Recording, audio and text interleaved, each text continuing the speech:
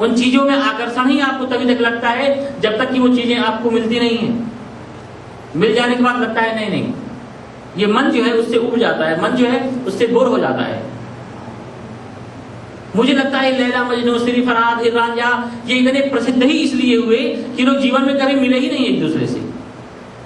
अगर किसी ने इनकी शादी करा दी होती ना तो किसी को इनका नाम भी पता नहीं होता।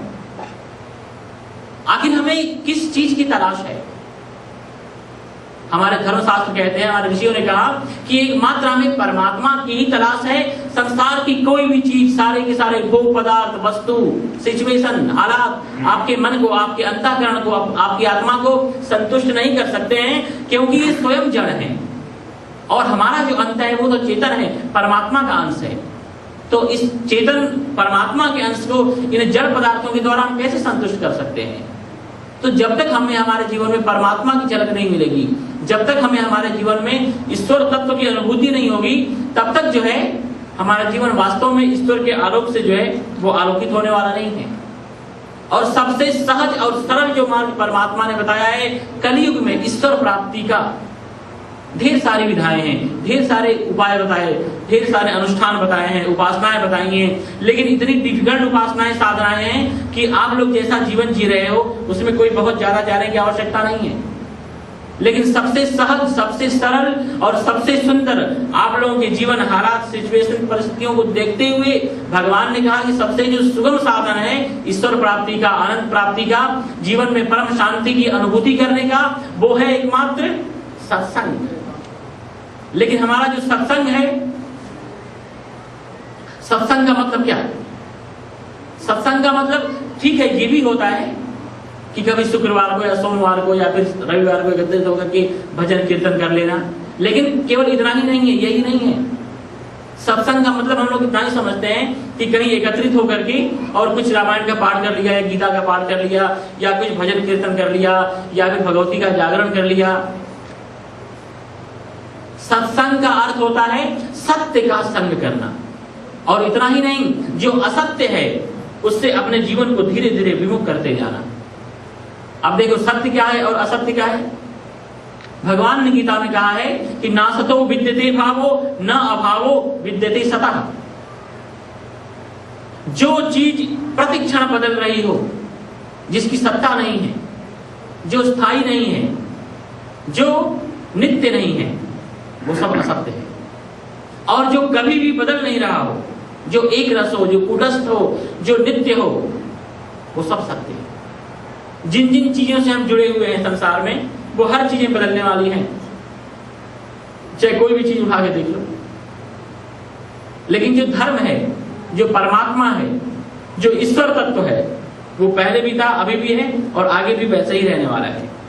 तो संसार में रहते हुए, वस्तुओं के बीच में रहते हुए, परिवार में रहते हुए, संसार को बल्कि भगवान का ही मानते हुए, लेकिन अंदर से हमें जो मुख्यता देनी है, अंदर से हमें जो इंपॉर्टेंट देना है, अंदर से हमें जो महत्व देना है, वो एकमात्र परमात्मा को देना है, ईश्वर तत्व को देना है, अध्यात्म को देना है, इन शास्त्रों को देना है।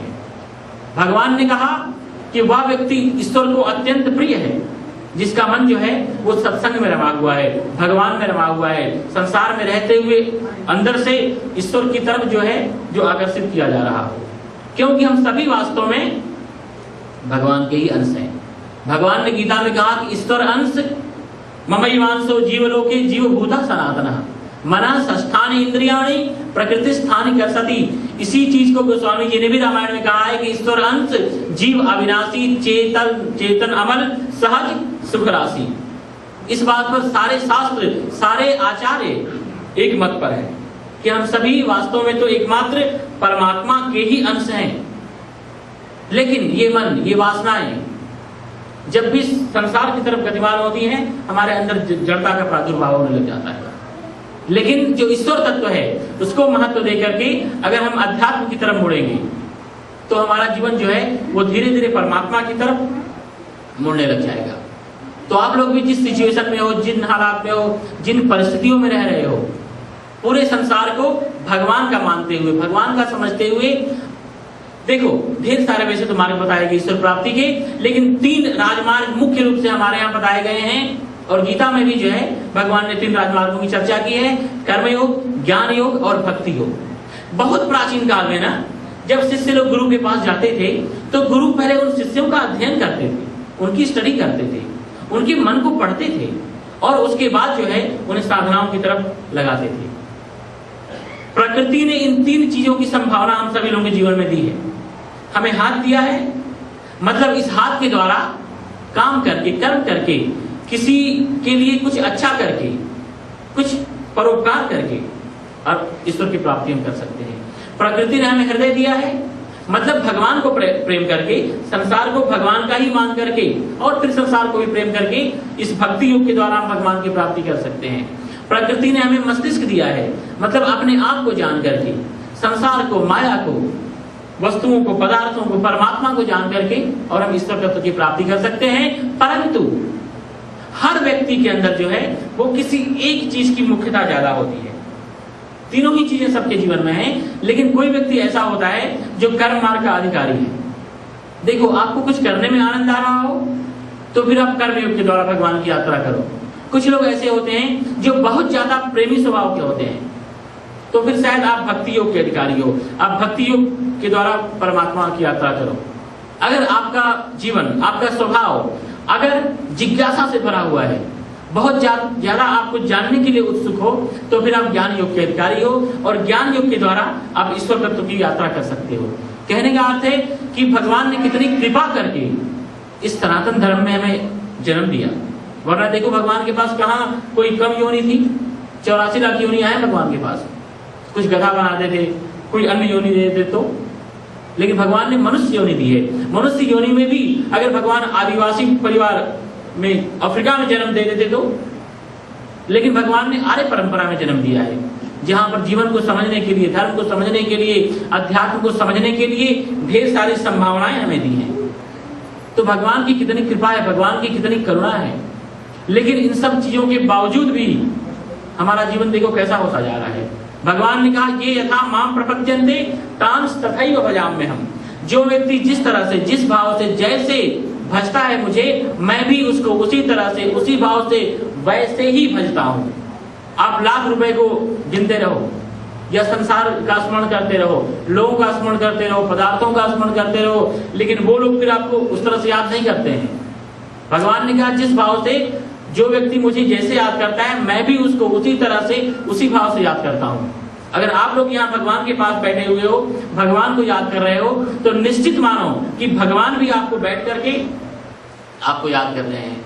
जब आप सत्संग करते हो या जब से आपने अपने जीवन में परमात्मा को मुख्यता दे दी है, तब से निश्चित ये भगवान की प्रतिज्ञा है कि भगवान की आप नजरों में रहते हो।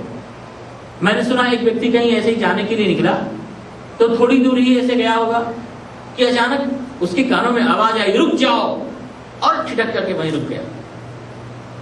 तो उसने देखा कि बहुत बड़ी बिल्डिंग जो है उसके सामने ही गिर पड़ी। उसने कहा, थोड़ा सा भी हम आगे गए होते तो ये बिल्डिंग मेरे ऊपर ही गिरती। तो उसने भगवान को बड़ा धन्यवाद दिया और फिर अपने कार्य के लिए चला। फिर ऐसे ही एक दिन फिर कहीं जाने के लिए निकला था और वैसे ही आवाज आई, रुक जाओ, और ठिठक करके रुक गया। फिर उसने देखा कि बहुत बड़ी वो ट्रक रॉन्ग साइड से वो रौंदती हुई निकल गई। उसने कहा कि 2 कदम भी हम आगे बढ़े होते तो इस ट्रक के नीचे होते। फिर उसने भगवान को धन्यवाद दिया और उसके बाद अपने काम के लिए आगे चला। एक दिन ऐसे ही वो नदी पर नहाने के लिए गया हुआ था और उसने अभी पैर नदी के अंदर सोच ही रहा था कि मैं उतरूं, तब तक वैसे ही आवाज आई, रुक जाओ, और ठिठक करके रुक गया। फिर देखा कि बहुत बड़ा मगरमच्छ एक वहीं से निकल रहा था। उसने कहा, थोड़ा सा भी हम अंगूठा भी डालते तो इसका लंच ब्रेकफास्ट दिनों बना देता हमें। उसने कहा, लेकिन आप हो कौन जो इतने समय से, इतने दिनों से, इतने बारंबार मुझे बचाते आ रहे हो? आकाशवाणी ने कहा कि मैं भगवान हूं, मैं परमात्मा हूं और मेरी प्रतिज्ञा है, मेरा प्रण है, मेरा काम है, ये व्रत है मेरा, लोगों को मुसीबत से, परेशानियों से, इस तरह के संकटों से, आफत से बचाना। जब आकाशवाणी ने ऐसा कहा तो वह व्यक्ति बहुत ज्यादा भगवान के ऊपर नाराज हुआ। उसने कहा, अगर ये आपका व्रत है कि मुसीबत से, परेशानी से, झंझट से, संकट से, खतरे से बचाना, तो फिर आप मेरी शादी वाले दिन कहां थे? भगवान ने कहा, उस समय भी मैं वही था। तो फिर उस समय आपने व्रत नहीं लिया था तब तक? भगवान ने कहा नहीं कि मेरा व्रत तो है, लेकिन उस समय तक तुमने सत्संग की शुरुआत नहीं की थी। जब से तुमने अपने जीवन में धर्म को मुख्यता दी है, धर्म को, अध्यात्म को, परमात्मा को, सत्य को और जीवन को अच्छाइयों की तरफ से ले चल के भगवान की तरफ चलने की जब से तुमने महत्ता दी अपने जीवन में, तब से तुम चाहे कहीं भी जाओ हमारे तुम नजरों में रहते हो। तो भगवान ने कहा है कि सन्मुख होई जीव मोई जबई जन्म कोटि अघनासों तबई। एक बार भी व्यक्ति जो है मेरे सन्मुख हो जाए। सन्मुख होने का मतलब ऐसा नहीं कि आप बैठे हो तो यहाँ लेकिन बस विचार चल रहा है कहीं और का। सन्मुख का मतलब कि मन से सन्मुख हो जाना, अपने विचारों से सन्मुख हो जाना, अपने हृदय से परमात्मा के सन्मुख हो जाना। मतलब संसार जो है वो हमारे लिए गौड़ हो जाए और परमात्मा की, धर्म की, सांसारिकता की नहीं बल्कि आध्यात्मिकता की मुख्यता जो है हमारे जीवन में जब अच्छी तरह से प्रतिष्ठित हो जाती है, तो फिर चाहे हम कहीं भी रहें भगवान की दृष्टि में रहते हैं, भगवान की नजरों में रहते हैं। और भगवान के जो है संसार तो वैसे भगवान का ही है ही, लेकिन हमने स्वयं ने जो है संसार को मुख्यता देकर के, वस्तुओं को, पदार्थों को, भौतिकता को, जड़ता को मुख्यता देकर के भगवान के साथ अपना संबंध जो है ना भगवान से एकदम विमुख कर लिया है। भगवान ने कहा एक बार सकृदेव प्रपन्नाया, एक बार तुम मेरी शरण में आ जाओ, उसके बाद फिर तो अहम त्वा सर्व पापेभ्यो मोक्षयिष्यामि मा शुचा। किसी प्रकार की चिंता जो है वो करो ही मत। तो कहने का अर्थ यह है कि संसार में रहते हुए भगवान को मुख्यता देते हुए, अच्छाइयों को मुख्यता देते हुए, जीवन में धर्म का आचरण करते हुए, और अगर हम भगवान की तरफ चलते रहे तो इसी जीवन में बिफोर मरने से पहले ईश्वर तत्व की प्राप्ति जो है वो हमें सहज में ही हो सकती है। कुछ समय के बाद हमारा समय एक्चुअली पूरा होने वाला है, तो अगर किसी को कुछ प्रश्न पूछना हो तो आप लोग मुझसे पूछ सकते हो, क्योंकि हमारे यहाँ प्रवचन की जो विधाएं प्रचलित हुई ना, एक तो एकांगी प्रवचन जिसमें केवल वक्ता जो है केवल बोलता रहता है, लेकिन हमारे सनातन धर्म की जो परंपरा है वो खास करके संवाद की परंपरा है। क्योंकि पहली बात तो ये है कि आप लोगों के जीवन का स्टेटस जब तक हमें मालूम नहीं पड़ेगा कि आप किस लेवल पर जी रहे हो, तब तक बोलने का महत्व ही नहीं है, मतलब ही नहीं है। क्योंकि कुछ लोग हैं वो इंद्रियों का लेवल उनका जीने का है, कुछ लोगों का जीने का लेवल जो है वो मतलब की बुद्धि का है, कुछ लोगों के जीवन जीने का लेवल आत्मिक है, कुछ लोगों का पारमार्थिक है। तो डिपेंड करता है आपकी रुचि किस में है, जिसमें आपकी ज्यादा रुचि है वो आपका स्टेटस है, वो आपका जीने का लेवल है। आप किसको मुख्यता देते हो, पैसे को या सेंसुअल एंजॉयमेंट को या सांसारिक सुखों को, पदार्थों को, भौतिकता को, आध्यात्मिकता को। तो जिनको आप ज्यादा मुख्यता देते हो वही आपका स्टेटस है, वही आपका लेवल है। तो एक्चुअली जब तक आपका किस स्तर पर आप जी रहे हो वो हमें जब तक मालूम नहीं पड़ेगा तब तक बोलने में आनंद नहीं आता है। तो शायद मुझे लगता है 10 मिनट मेरे पास हो रहे हैं, तो किसी को कोई प्रश्न हो, कोई भी क्वेश्चन हो तो मुझसे आप लोग निसंकोच कर सकते हो, क्योंकि हम आपके लिए आए हुए हैं। और खास करके तो हम 6 दिन का प्रवचन करते हैं, शाम को 1.5 घंटे का प्रवचन होता है और मॉर्निंग में 6 से 7 तक जो है असल में हमारे धर्म शास्त्रों ने कहा कि शरीर माध्यम खलु धर्म साधनम। धर्म का जो पहला साधन है ना वो है ये स्वस्थ शरीर। अगर आपको कभी पाप भी करने का मन हो या पुण्य करने का मन हो, आपको कहीं मंदिर जाना हो या कहीं क्लब में जाना हो, पहली शर्त है कि आपका शरीर स्वस्थ होना चाहिए। अगर स्वस्थ नहीं आपके पास शरीर है तो आप कुछ नहीं कर सकते हो। और शरीर को स्वस्थ रखने के लिए ये इतनी चीजें बहुत जरूरी हैं। पहली वस्तु कि आपके शरीर में फ्लेक्सिबिलिटी होनी चाहिए। मरने वालों के लक्षणों में से पहला लक्षण है उनका शरीर लकड़ी की तरह खड़ा हो जाता है। तो आपका शरीर अगर खड़ा हो रहा है तो आप मृत्यु के नजदीक जा रहे हो। दूसरी चीज, अंदर का जो सिस्टम है वो नीट एंड क्लीन होना चाहिए। तीसरी वस्तु, नर्वस सिस्टम शुद्ध होना चाहिए। चौथी वस्तु जो है वो भोजन की प्रकृति को देख करके, और आप भोजन को कौन सा भोजन आपके अनुकूल पड़ता है। तो जो हिमालय में रह करके हमने जो चीजें सीखी, कुल हम 20 योगा सिखाते हैं, और ये सब योगासन जो कि हमने वहाँ के रहने वाले योगियों से सीखा है, मार्केट में नहीं है। ब्रेन की एक्सरसाइज है, आंखों की है, फेस की है।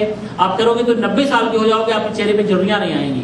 वैसे लंग्स पूरे शरीर की जो है वो एक्सरसाइज जो है 20 में आ जाती है। फिर प्राणायाम और उसके बाद मेडिटेशन, और 1-1.5 घंटे का शाम को फिर गीता के ऊपर प्रवचन करते हैं। वो भी खास करके आज इस जीवन में जीने वाले हमारे लाइफ के लिए कौन कौन से परमात्मा ने मैसेज दिए हैं उनका ध्यान रखते हुए। तो शायद किसी के मन में कोई क्वेश्चन हो तो 2-4 क्वेश्चन ले लेते हैं, फिर मुझे एक्चुअली 1 बजे पूरा कर देना है। हाँ जी।